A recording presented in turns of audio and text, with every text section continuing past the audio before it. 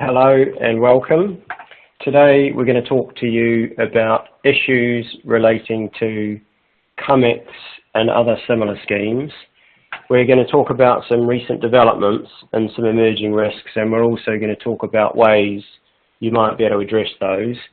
Before we start, just an announcement regarding CLE credit for our US attendees. We will be providing an alphanumeric code during the presentation. In order to receive CLE credit, participants must record this code on the virtual sign-in sheet that was emailed to you with the login instructions for today's program. These forms are also available to download on the right-hand side of your screen under Resource List if you need them. Right, I was going to start with an introduction to Comex, and we're also going to talk today about not just strict Comex but also other similar schemes. And many, maybe all of you will know that what we're really dealing with here are dividend arbitrage schemes, and schemes that are designed to enable participants to claim multiple tax refunds where tax has only been paid once. So these have been and continue to be quite a big issue for tax revenues around the world. It's not a new problem. It's been a historical problem for quite some time.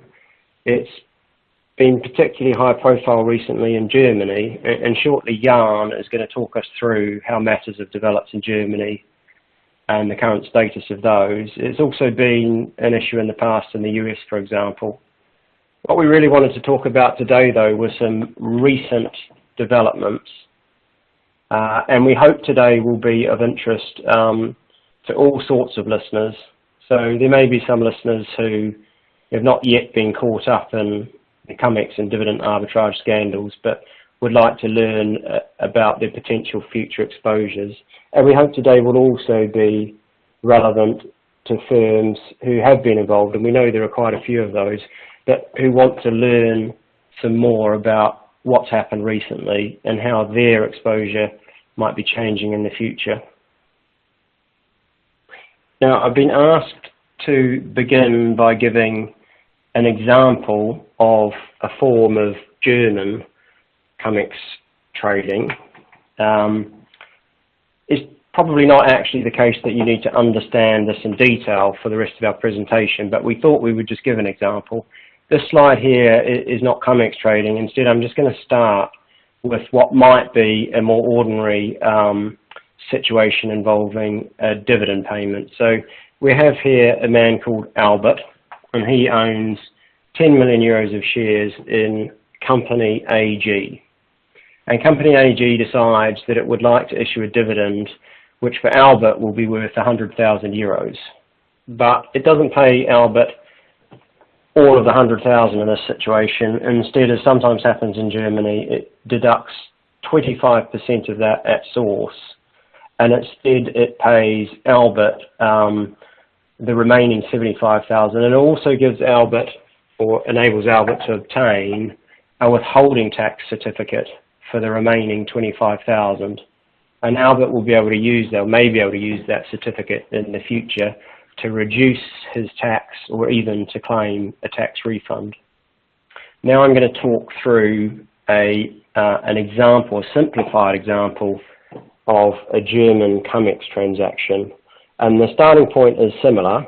For some reason I've changed Albert's name to Andrew. I'm not sure why I've done that. Maybe I didn't want to cast aspersions at Albert. But same situation to start with. We've got Andrew, who owns 10 million shares in Company AG.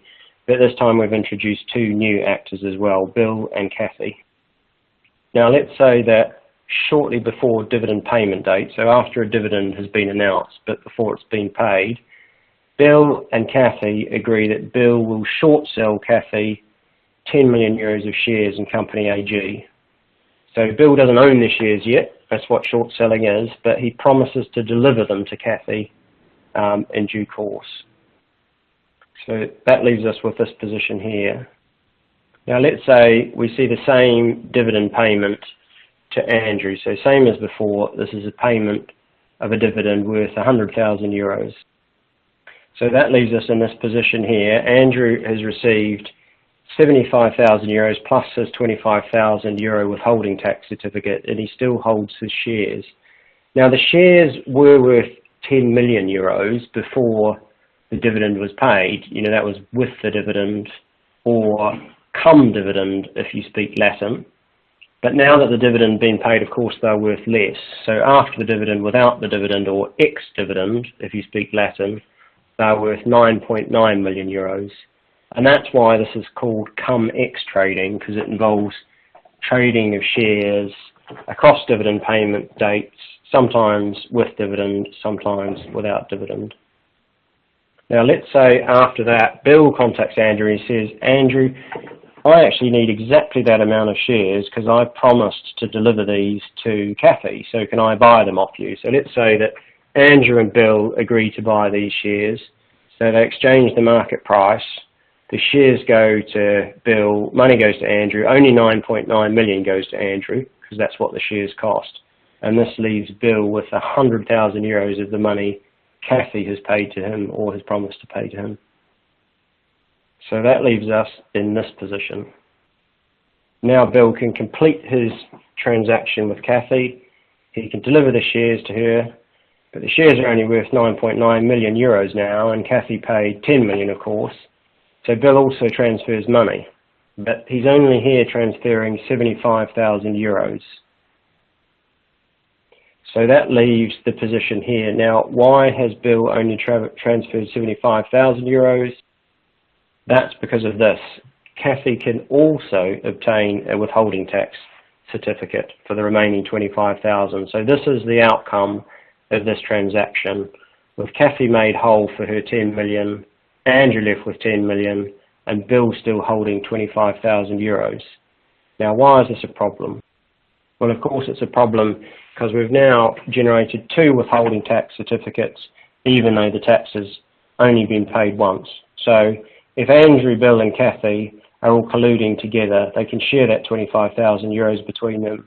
They can do this with many more shares. If they do it in the right way in some jurisdictions, this doesn't only happen in Germany, they may be able to recycle the same set of shares over and over. So that is why this is a problem. And I'm now going to pass over to Jan, who's going to update us on developments in Germany. Many thanks, Chris. The Cum-ex scandal is said to be the biggest tax scandal in German history. It is estimated that cum-ex trades cause damages to the German taxpayer in an amount of up to 10 billion euros. It appears that there are 3 factors why the damages could grow so big. First, a large number of German and foreign financial institutions, traders, auditors, and legal and tax advisors engaged in cum-ex trades over more than a decade. Secondly, renowned law professors and legal counsel developed a legal justification for cum-ex trades despite the bizarre objective of these trades to generate reimbursement claims for tax which has actually never been paid.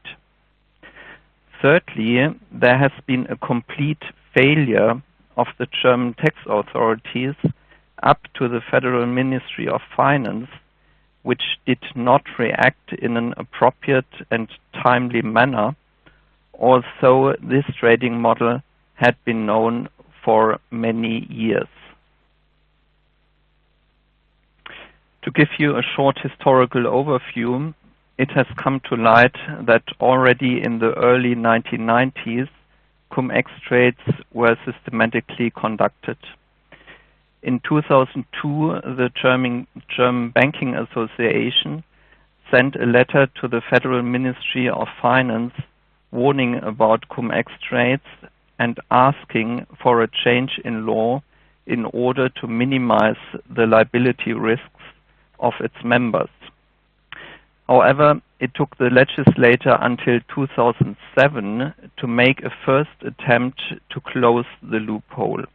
However, this attempt was so awkward that it actually encouraged the cum-ex community to continue with and even expand the trades. Some legal professionals even argued that by this change in law, the legislator confirmed that cum-ex trades had been legal from the beginning and continued to be legal. In 2009, the Federal Ministry of Finance issued a circular letter which increased the formal requirements for the short sellers, for the short buyers to substantiate their reimbursement claims vis-à-vis the tax office. From this point in time, the tax offices grew increasingly reluctant to grant tax reimbursements if they suspected cum-ex trades. Only in the beginning of 2012, the legal framework was entirely changed so that the cum-ex business model could technically not work anymore. Now, given that cum-ex trades were stopped already more than 8 years ago, you may ask the question why all of this should be relevant still today. Well, the first reason is that still today there is no judgment of the highest German tax court, the German Federal Fiscal Court, deciding whether the short buyer of shares over the dividend payment day is entitled to the reimbursement of tax or not. There have been in particular 2 decisions of the Federal Fiscal Court of Hesse and 1 decision of the Fiscal Court of Cologne condemning cum-ex in very clear words.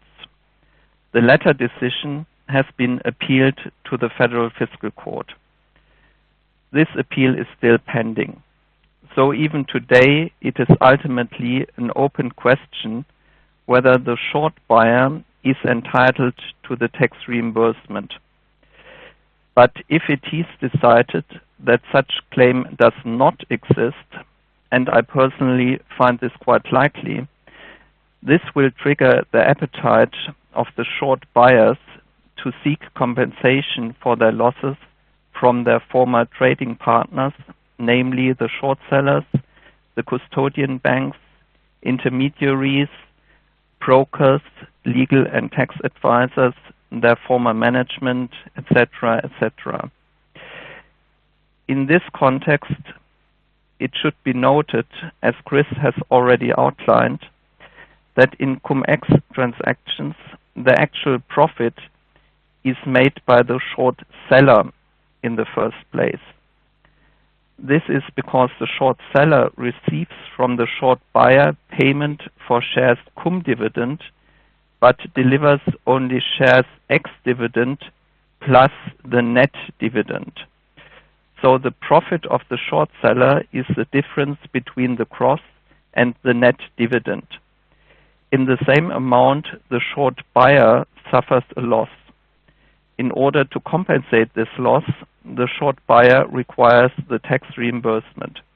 However, if the tax reimbursement is denied, the short buyer suffers enormous losses, which are mirrored by the gigantic profits of the short seller. Of course, such a result is hardly acceptable for short buyers, and so the risk of follow-on civil litigation between the business partners is high. And in fact, this development has already started. In recent months, we have seen 2 spectacular decisions of the Regional Court of Frankfurt and the Frankfurt Court of Appeal. In the first case, a financial institution which had acted as short buyer sued the custodian bank of the short seller in an amount of 167 million euros. In the second case, a short buyer sued its own custodian bank for damages in an amount of 23 million euros. Both claims were dismissed. Apart from these 2 very recent judgments, there have been and there are still pending numerous lawsuits of short buyers against their legal advisors, tax advisors, and former management. Most importantly, there's also a criminal law angle to this scandal. And this criminal law aspect is probably the main reason why today the cum-ex scandal is more topical than ever before. It has long been debated if the participation in a cum-ex scheme could amount to tax evasion, which is obviously a criminal offense. On 18 March 2020, the Regional Court of Bonn handed down a landmark decision condemning 2 former traitors for tax evasion. The accused were convicted to imprisonments of 1 year and 10 months, as well as 1 year. The sentences are rather mild because the court acknowledged that the accused had very actively collaborated with the public prosecutor. In addition, the court ordered the financial institution which had acted as short buyer in the scheme to pay back tax returns in an amount of 176 million euros. The bank has appealed against the judgment to the Federal Supreme Court. If the Federal Supreme Court confirms the judgment, this will have several impacts on financial institutions which were involved in cum-ex transactions. First, if they have been enriched by such criminal conduct of their traitors, they may be sentenced to repay the unlawful gains, as has happened to the bank in the Bonn proceedings. Here it has to be noted that the bank was not allowed to deduct any expenses it had in connection with the trades. In other words, the bank was ordered to pay back the full tax reimbursement it had unlawfully received. The bank was not allowed to deduct transactional costs, other payments to business partners, bonuses to its management, dividend payments to its shareholders, and so on. The court made clear that it would be on the bank to claim back these payments from its business partners and management, which of course again increases the risk of civil litigation. Secondly, if employees of a financial institution are found to have aided and abetted tax evasion, the financial institution may face severe fines if the employees were representatives of the bank or if the internal compliance system of the bank had been insufficient. In fact, several institutions have already accepted fines in a 3-digit million euro range. Lastly, I would like to provide you with a short outlook of the future developments we are expecting. The public prosecutors of Wiesbaden, Frankfurt, and just a couple of days ago Cologne have filed criminal charges for tax evasion against prominent legal advisors. It is to be expected that criminal trials will be conducted in near future. This will also fuel further criminal investigations. It is reported that currently criminal investigations are pending against more than 800 individuals and numerous dawn raids have been taking place in this context. So to let me finish, we are still in the midst of the inquisition of this scandal, and the financial and reputational risks for actual and potential participants in cum-ex trades remain high. Right, I am shortly going to hand over to Joydeep and Kelly so that they can explain why this is not just an issue in Germany and talk about some important developments elsewhere in Europe and also some developments and considerations in the US. But before I do, I just wanted to talk a little bit more about some of the indirect exposures we're seeing as a result of these sorts of dividend arbitrage schemes. So it's really important that to understand that you don't need to have been a bad actor or to be knowingly complicit in one of these schemes to get caught up in the sorts of investigations and court actions we're talking about. So it can be enough that you've inadvertently assisted in one of these schemes by providing services, for example. And I think, as Jan has mentioned, we're seeing accountants get involved, we're seeing lawyers get involved, and in particular, we're seeing financial services companies getting drawn into these issues. And I wanted to talk about that for a bit, and in particular because this reflects a global trend we're seeing, where regulators around the world are increasingly relying on financial services firms, not just to police the activities of their own employees, but also to monitor, detect, and report bad conduct by their customers and counterparties. And there are different approaches to this in different jurisdictions around the world. But we find this is most prominent in the UK and the US.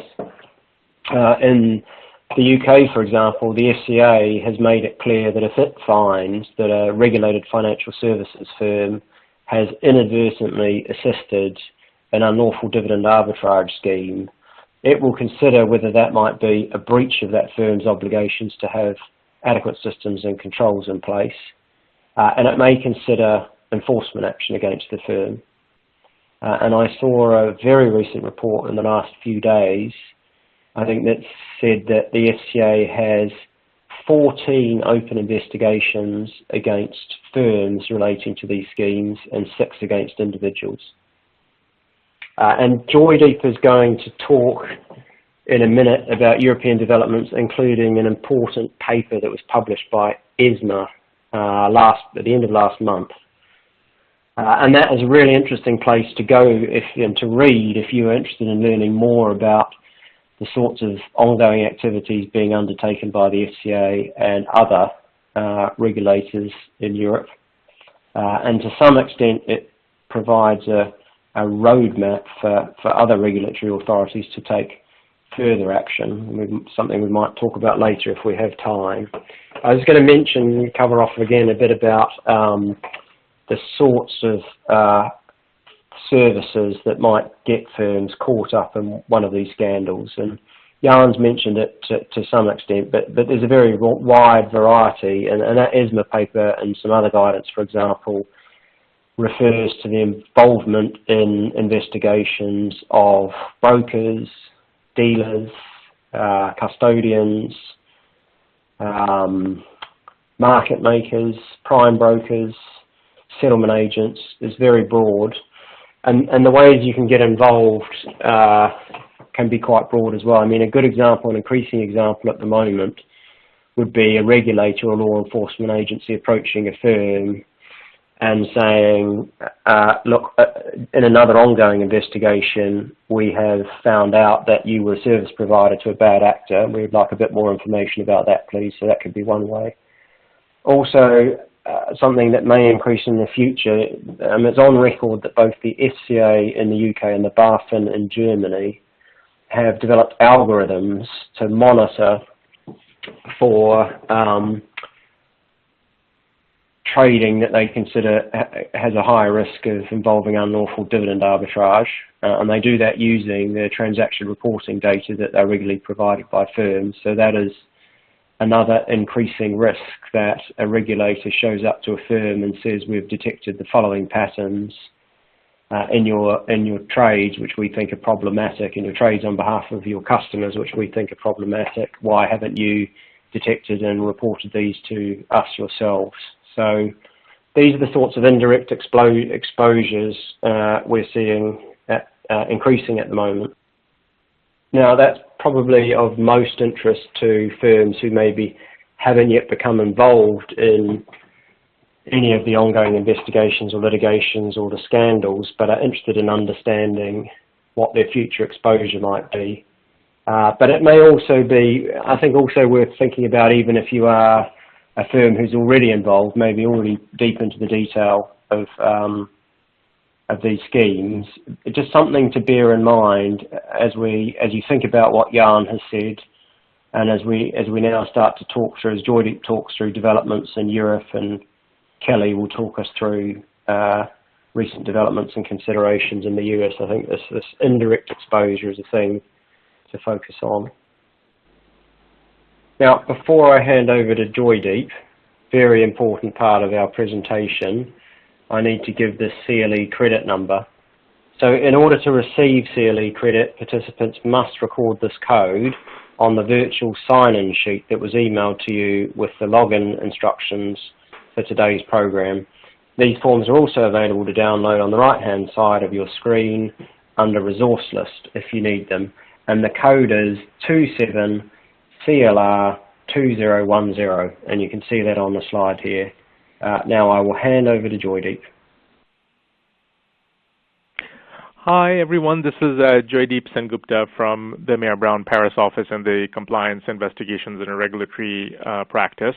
And thanks very much, Chris, for setting up the background for what I'm about to talk about, which is looking at the regulatory landscape across Europe. And since I know many of you joining us today are financial institutions or other actors in the financial services industry who operate across European jurisdictions, it would be of interest for us to kind of think about how this potential risk of enforcement is being coordinated at the European level from the regulator's perspective.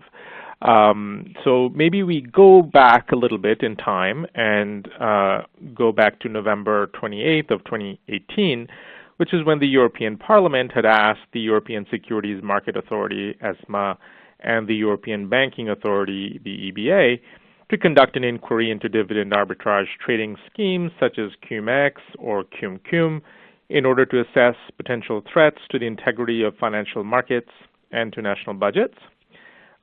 It also asked ESMA and EBA to establish the nature and magnitude of actors in these schemes, so to identify all the potential parties at risk, which could include law firms, financial institutions, consultants, etc., to assess whether there were breaches of either national or European Union law, to assess the actions taken by financial supervisors in EU member states, and finally to make appropriate recommendations for reform and for action by the competent authorities concerned in different EU jurisdictions.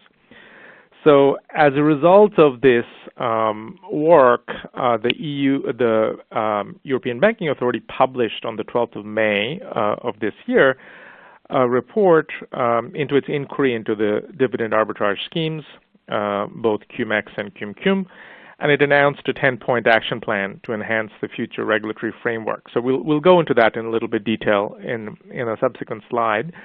And this obviously builds on prior reports that the EBA had published in April of 2020, looking into the integrity risks attached to the dividend arbitrage trading schemes.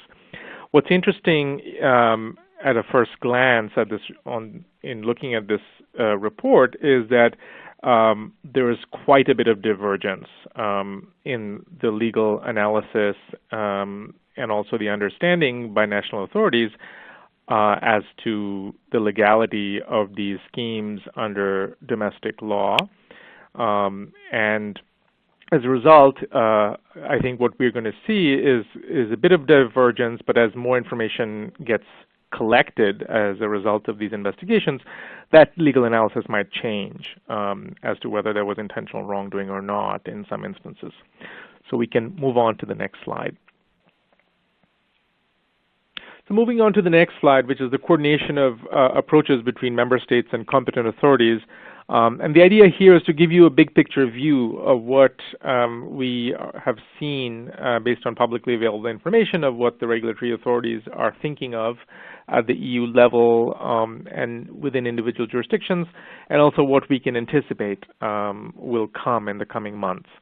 So let's go back again in time to December of 2018, at which time the EBA's Board of Supervisors wanted to look into whether these schemes, the cum-ex and cum-cum schemes, should be relevant from a supervisory perspective. At the time, the perception was perhaps this was primarily an issue that should be left to the tax authorities, but at the same time, the Board of Supervisors decided that dividend arbitrage trading schemes may be relevant from two specific regulatory perspectives. So the first being an AML CFT, from the AML CFT perspective, there was clarity that a predicate offense had taken place. And second, whether from a more general governance perspective of prudential supervision, whether there were any issues that should be looked into. So in May of 2019, the EBA carried out a survey to gain an understanding of how authorities across the EU were looking into these schemes, whether the handling of these proceeds would amount to money laundering in line with EU Directive 2015/849. And then there was a follow-up survey with prudential supervisors in July of 2019 to understand how financial institutions' involvement in such schemes complied with the prudential framework, and in particular with the provisions on institutions' governance arrangements under EU Directive 2013/36. So as a result of these surveys, the big picture that we found is that not all competent authorities have the same view as to whether there were violations of local law or EU law, and also not every competent authority was at the same had the same level of knowledge about these schemes within their own jurisdictions. So not all authorities responded to the EBA's questionnaire, and the ones that did, not all of them were aware of any of potential violations of domestic law. And this was partly due to differences in member states' domestic tax regimes. So in terms of the big picture, the first question is whether dividend arbitrage trading schemes were seen as tax crimes. And to answer this question, 8 of the AML CFT supervisors across Europe confirmed that in their member state, such schemes were tax crimes and therefore would constitute criminal activity for the purposes of Article 3 of EU Directive 2015/849. One AML CFT supervisor suggested that such a trading scheme, such as Comex, did not constitute a tax crime in their country. And in all the other cases, the national AML CFT supervisors indicated that such schemes were not tax crimes under national law, but may be treated as such based on evolving case law. So again, given that this is kind of not a set in stone area of law and things were still developing, not sufficient information was available in terms of the nature of some of the schemes because investigations were ongoing. There is a fair amount of uncertainty. And then in July 2019, 9 prudential supervisors indicated that they were aware of ongoing investigations by their tax authorities or their public prosecutors, but they themselves had no role to play in these investigations. The next question, which is of interest to us, is that whether there were money laundering and terrorist financing prudential risk associated with such dividend arbitrage trading schemes. And the competent authorities' assessment of risks associated with dividend arbitrage trading schemes differ primarily because of different approaches to national law. Here again, we see only 2 AML CFT supervisors considered that such schemes would give rise to AML CFT risk, and particularly the risk that a financial institution does not have in place policies and procedures to effectively identify and manage the risk that could be abused for money laundering or terrorist financing purposes. 9 AML CFT supervisors reported in May of 2019 that these schemes would give rise to the risk that a financial institution's governance and internal control framework would be insufficient to adequately manage the risk of the financial institution or someone acting in its behalf from committing or facilitating tax crimes. So a small number of AML CFT supervisors also thought that financial institutions' involvement in dividend arbitrage trading schemes could give rise to solvency risks. So again, similar to the earlier part of the survey, that there's no unanimity in terms of how these risks are perceived. The supervisory response in response to the schemes is also quite divergent, as you can expect. The EBA has notified the public that most competent authorities have not considered the relevance that these schemes may have for financial institutions' sound and prudential management, and for money laundering terrorist financing risks due to weaknesses within the internal control framework. And as a result, very few had taken any supervisory actions. If you look at the AML-CFT supervisors, as of May of 2019, 4 AML-CFT supervisors in Europe had indicated that they were reviewing financial institutions' handling of Cumex, cum schemes as part of their current inspection plans. 2 of them were clear that they were looking at the role that the institutions may have played in promoting such schemes, rather than in the handling of the proceeds of such schemes. And 1 AML-CFT supervisor had indicated that it had issued guidance to financial institutions in detecting tax evasion. However, most AML-CFT supervisors, as of May of 2019, had not taken any action in relation to financial institutions' handling of the proceeds from these schemes.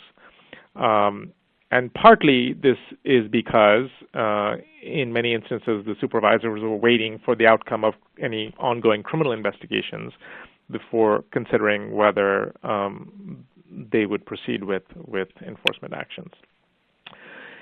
In terms of the prudential supervisors, again, as of July 2019, we had 6 prudential supervisors which indicated that they had taken specific supervisory actions in response to risks relating to these schemes.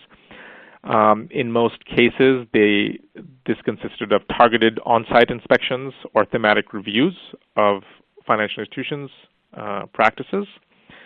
And in cases in which these prudential supervisors had identified these weaknesses in financial institutions' internal controls and risk management frameworks, these were linked to processes and their effective implementation. These weaknesses were in connection with internal reporting obligations, detection of suspicious transactions, and the role of the management body. And again, most prudential supervisors had not taken any action in relation to the financial institution's role in the facilitation of these schemes, but they had indicated that if they suspected in the context of ongoing assessments that an institution was in breach of its prudential obligations, that there could potentially be enforcement action. Cooperation is another area that is of interest, I think, to all of you. And in most instances, as of the time of these 2 surveys, most competent authorities, whether prudential and or AML-CFT, had not cooperated with other public authorities in their jurisdiction, such as tax authorities.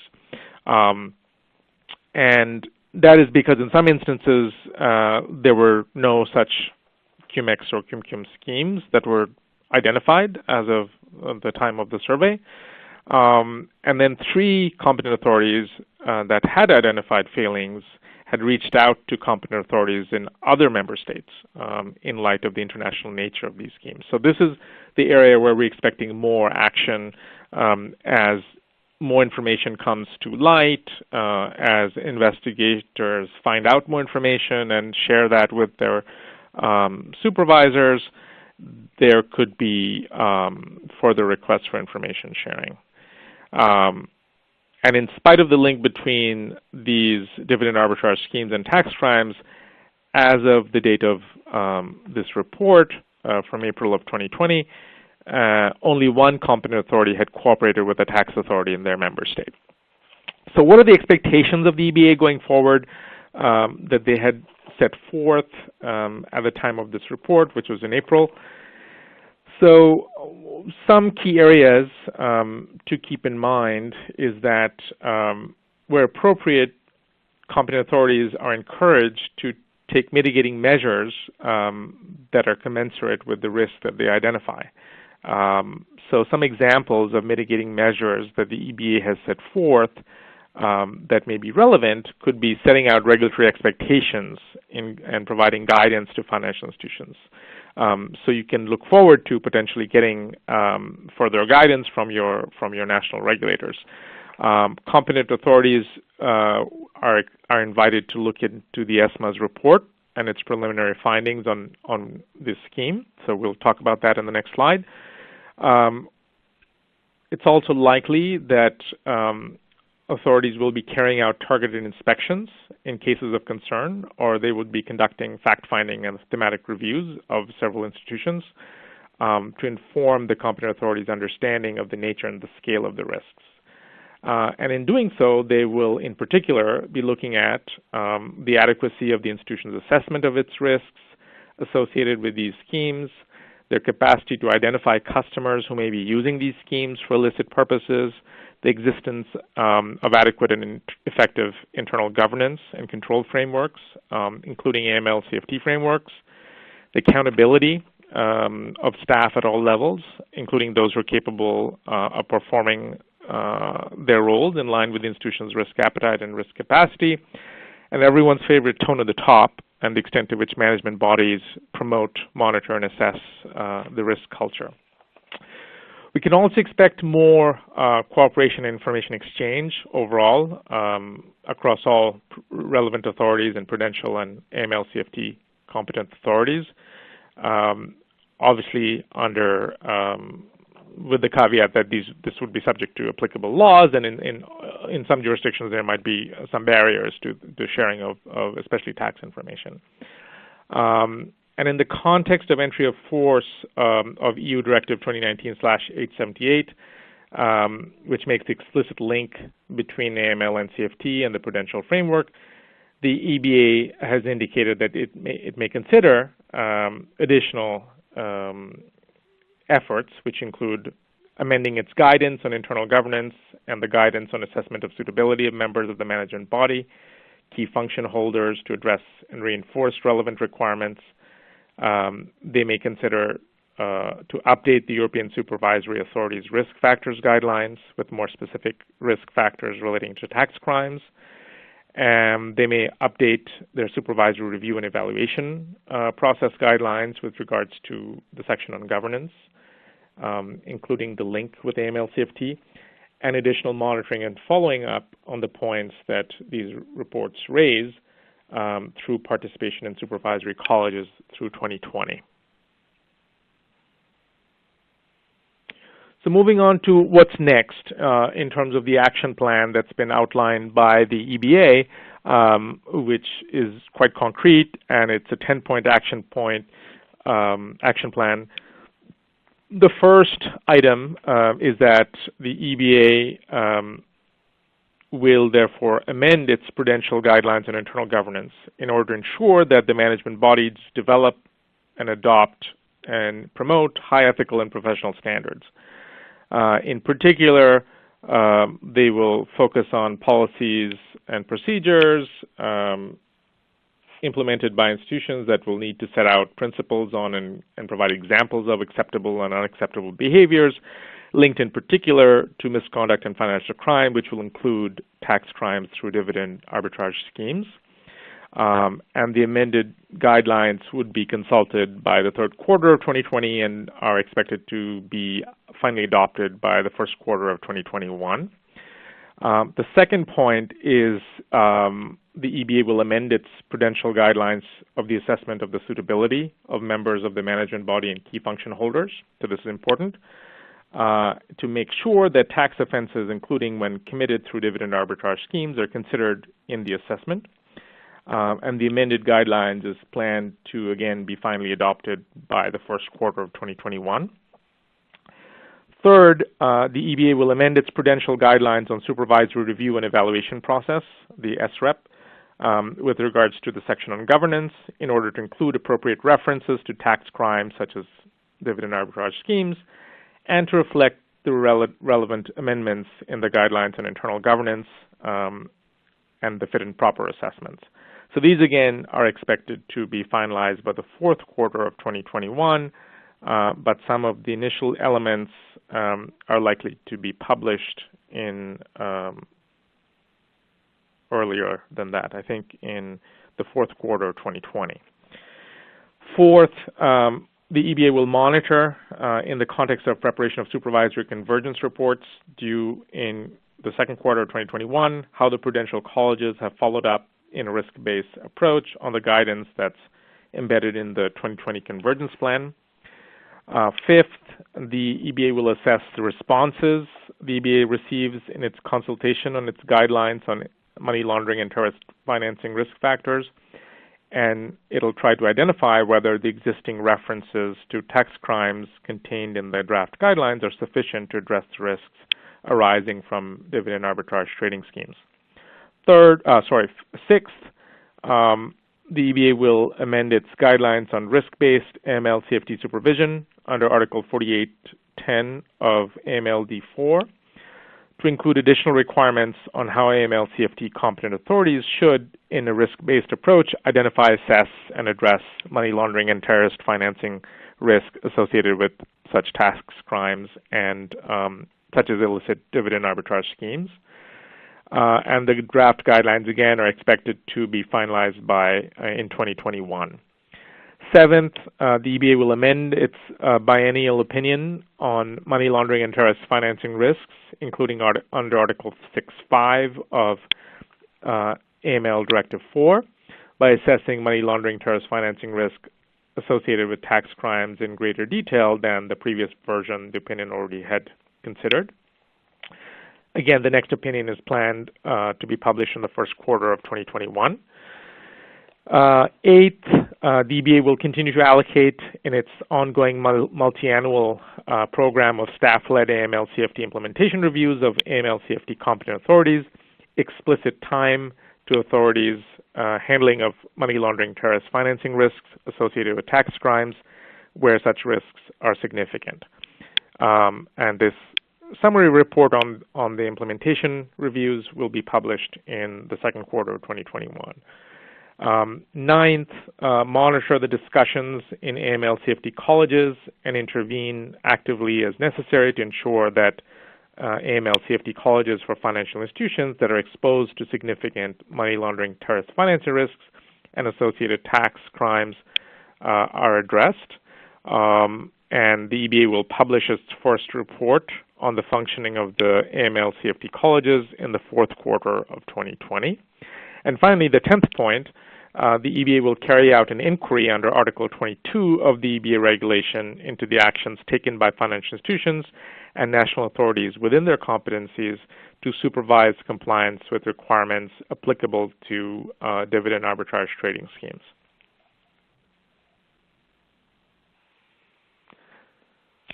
The next slide is on the ESMA report from September 2020 on Comex, which Chris mentioned at the beginning of this presentation. And this is obviously a very interesting and comprehensive report. Again, this was prepared at the request of the European Parliament in 2018. And what's interesting, obviously, is that it's quite extensive. It's based on a very thorough analysis of the various securities regulators across the EU. And it's over 70 pages long, so we can't go into all of the details, but to give you a flavor in terms of what's in here, is that it provides an EU-wide up-to-date picture of the structure and the distribution of the withholding tax reclaim schemes from the perspective of securities regulators. So it includes a general functioning of how these schemes worked, which we went over at the beginning of this presentation. It talks about how the schemes worked in various member states and the relevant risks and the status of the current criminal investigations across the EU that are public. It also identifies gaps in the best practices and potential solutions to preventing, detecting, and prosecuting these violations. And in particular, it's interesting to note that the ESMA actually rejects one of the potential solutions, which was the use of central securities depositories, or CSD's, data as a source of information to detect these schemes. And based on its analysis, it found that the limits and drawbacks of using this data outweighed its benefits. The final point we wanted to highlight is that one of the recommendations coming out of this report is ESMA recommends pursuing a legislative change to remove any legal limitations for national competent authorities to exchange with tax authorities the information that they have obtained through cooperation with other national competent authorities within the EU, and to provide a common legal basis for the exchange with tax authorities of the information directly acquired by the NCAs within their national supervisory activity. So this obviously would require legislative change, and we will, obviously keep you posted once we hear of any changes in this space.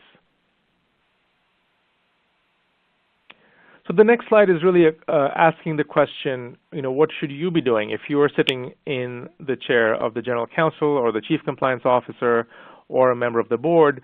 Now that we know that the various banking regulators, securities regulators, tax authorities, criminal authorities are potentially investigating these schemes across Europe. Chances are, if your institution is already identified in the media, or you may have already been approached by the relevant authorities, you may have already conducted an internal investigation, you may have conducted a targeted audit, obviously with the advice of counsel, so that you know how you would negotiate next steps with the regulators. If that hasn't happened yet, so if you think you may have potential exposure, but you haven't been approached yet by an authority, it may be helpful, again, to preemptively do a targeted investigation and or targeted audits in the relevant business lines to determine if there could have been potential involvement in these activities, and especially if there was any potential tax evasion or illegitimate tax refunds somewhere along the chain. The second area is to keep in mind that there is likely going to be a lot more legislative developments. Germany, since 2012, has obviously outlawed cum-ex trades. France, in 2019, amended its Finance Act, its General Tax Code, addressing dividend arbitrage schemes. So we are definitely expecting additional action in this area. So thank you very much, Joydeep. And we've now reached one of the more surreal parts of the webinar, which is to consider what role courts, prosecutors, and regulators in the United States might play in this matter. Now, some of you might think that U.S. courts and prosecutors won't have much of a role at all. After all, as my colleagues have explained, this is a quintessentially European tax scandal. But I suspect that view will prove to be wrong. In fact, I suspect that U.S. courts and prosecutors will likely end up playing at least 4 important roles in the investigation and resolution of these cases. First, U.S.-based financial institutions, service providers, and investors are exposed to civil claims in U.S. courts.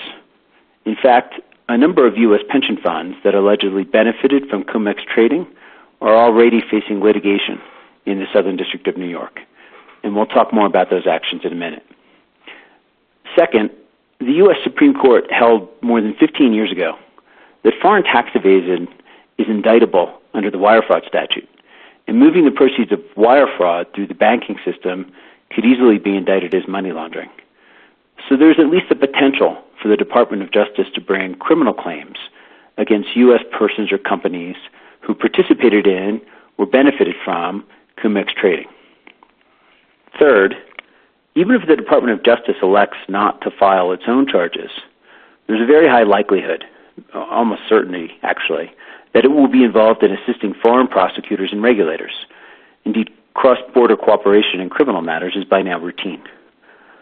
Fourth, the U.S. Securities and Exchange Commission, or perhaps more likely civil plaintiffs, could potentially bring securities fraud cases against U.S. issuers and financial institutions. One possible theory might be that the issuers failed adequately to disclose their participation in or the risks associated with Comex trading. This would not be at all surprising. There's been a trend in recent years where civil plaintiffs have predicated security fraud claims on statements such as, "We are committed to compliance with all applicable laws." Let me expand on each of these scenarios. I'll start with civil litigation because we know for a fact that litigation will happen in the United States, and we know that because it's already been filed. The leading case right now is in re scat tax refund scheme litigation. In that case, which was filed in the Southern District of New York, which is Manhattan, back in 2018, Denmark's tax regulator sued several U.S.-based pension funds, alleging that they had defrauded Denmark out of $2.8 billion. The complaints alleged that the pension funds had falsely claimed to own shares in Danish companies that they did not actually own. According to the complaints, this allowed the pension funds to seek and receive tax refunds pursuant to the U.S.-Denmark tax treaty. Denmark dressed up its allegations with some illustrative details that certainly seemed to have caught the court's eye. For example, Denmark alleged that, in many cases, it would not have been possible for the plans to have owned the shares they purported to own because many were single-participant 401k plans that could only accept $116,000 in contributions per year. Yet, according to the complaint, many of these plans claimed to own millions of dollars of stock in Danish companies within the first year of their existence. Denmark argued that the numbers simply didn't add up. The pension funds filed a serious motion to dismiss, arguing, among other things, that Denmark's claims were barred by the so-called revenue rule. Now, the revenue rule is a well-established common law doctrine that prohibits U.S. courts from enforcing a foreign country's tax laws. The purpose of the rule was to ensure respect for sovereignty by keeping courts out of the business of adjudicating and enforcing foreign states' tax laws, which of course embody the foreign states' moral and political choices. The revenue rule has been invoked successfully to defeat U.S.-based litigation by foreign sovereigns. In the early 2000s, for example, the revenue rule was used to foreclose civil litigation, including RICO litigation, which provides for treble damages, by Canada and European nations seeking to recover lost tax revenues. Denmark responded by arguing that the revenue rule was completely inapplicable.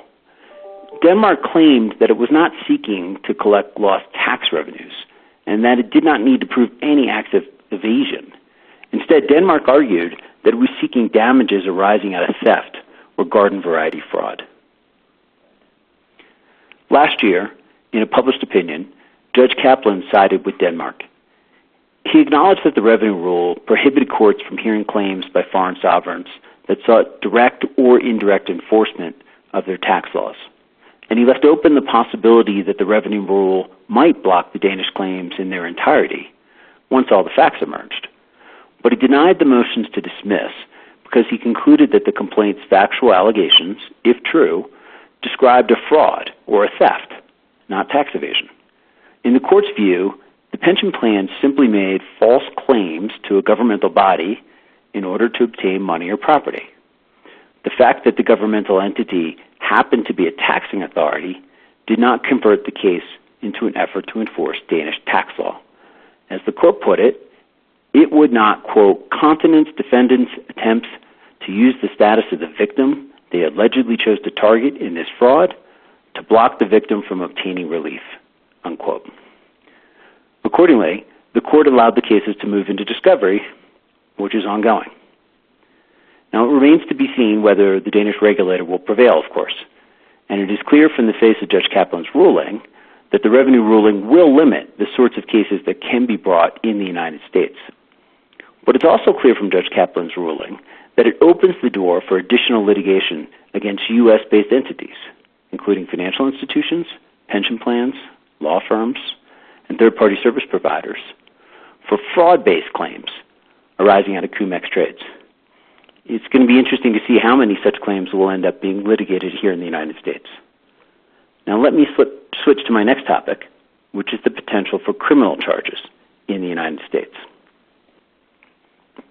So for many years, it was an open question in the United States as to whether the revenue rule precluded criminal charges based on foreign tax evasion.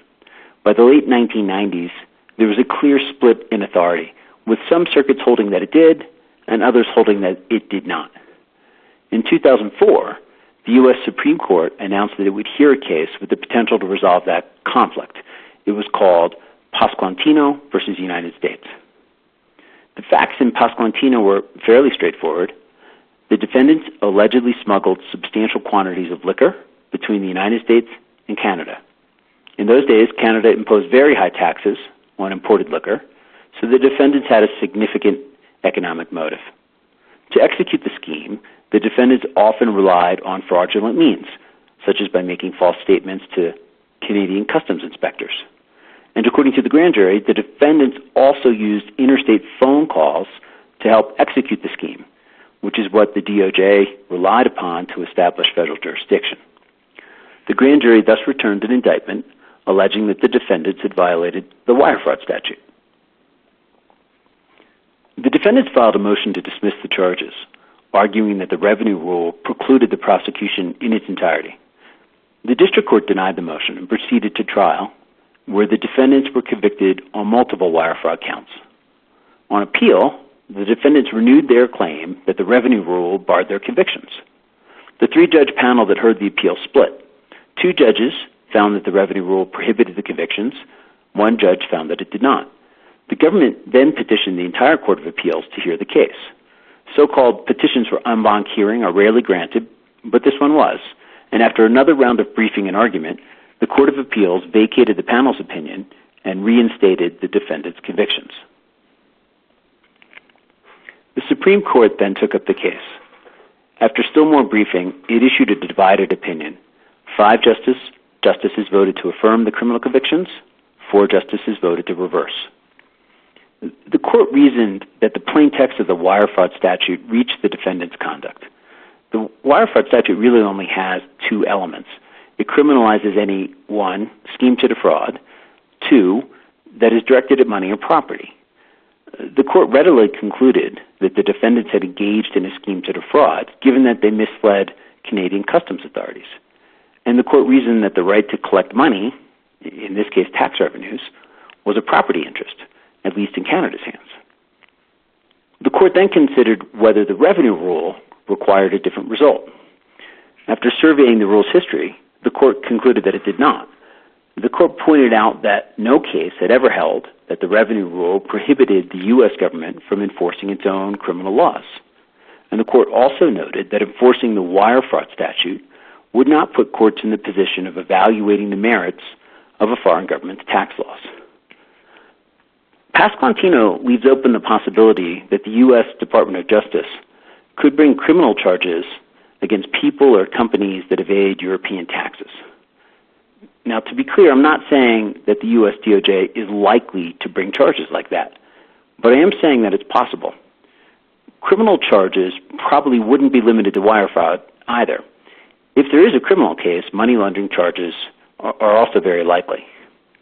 And it's worth recognizing that U.S. criminal law is expansive. It allows prosecutors to bring charges against people or entities that help others to violate the law. Given all of this, please don't discount the potential for criminal charges in the United States, especially in cases where, for whatever reason, a foreign government can't bring charges in its own right, perhaps for a lack of jurisdiction, or perhaps in the absence of corporate criminal liability in the relevant foreign jurisdiction. Now, even if the U.S. authorities decide not to pursue criminal cases, it wouldn't mean that they'd be sitting on the sidelines. Rather, it is clear that they will have a role in the investigation of these Comex trades. The U.S. is a party to mutual legal assistance and tax treaties with many, many countries, and it has become routine in significant white-collar investigations for countries to cooperate with one another. For example, we've seen it in the Lava Jato cases, in the FIFA cases, and most recently in the settlement the U.S. announced last week with Goldman Sachs. So what does that mean in practice? It means that if the European authorities request the assistance of the DOJ or the IRS, then they are almost certain to get it. The exact terms of the various treaties vary, but in practice, you should expect that the United States would willingly help foreign governments to secure documents, to trace assets, and to conduct interviews. In addition, if a foreign government seeks to restrain or forfeit assets that are located in the United States that are the product of a foreign tax evasion offense, there's a good chance that the U.S. would help to do that too. And there's also the possibility, as we've seen in the 1MDB case, that the U.S. would bring its own civil forfeiture actions against money or property in the United States that is traceable to a foreign fraud. Now, I'm running a little short on time, but I wanted to flag one other potential risk. Companies that are traded on a U.S. stock exchange that get caught up in Comex investigations could face security fraud actions by the SEC, or perhaps more likely by civil plaintiffs acting on behalf of a class of investors. This is probably a low probability risk, but because defending securities cases can be extremely expensive, I think it's worth flagging. For a risk like this to materialize, you'd need several key facts, including a drop in a company's share price that was, B, linked to potential misstatements around the company's exposure to or role in Comex trading. Obviously, this is a future-looking risk at this point. We're not aware of any securities cases that have been filed like that.